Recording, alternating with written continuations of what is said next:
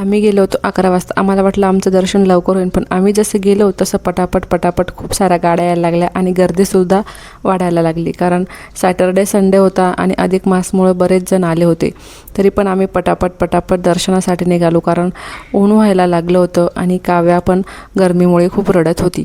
त्यामुळे मग आम्ही पटकन दर्शन घ्यायचं ठरवलं. दर्शन वगैरे झालं. तिथे काही शूट वगैरे करता येत नाही, कारण मोबाईल बंदच ठेवावा लागतो. मग त्यानंतर इथे ध्यान मंदिरात बसलो. मग आम्ही निघालो मावशीच्या घरी. मावशीकडे गेलो तर मावशीने मस्त असा रोडग्याचा बेत करायला घेतला होता.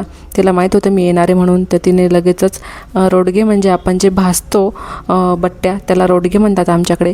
तिने मस्त असे रोडगे बनवले आणि शेतातून छान गोवऱ्यामध्ये भाजून आणले. आणि मग मस्त तिने वांग्याची भाजी आणि फिक्कं वरण बनवलं होतं.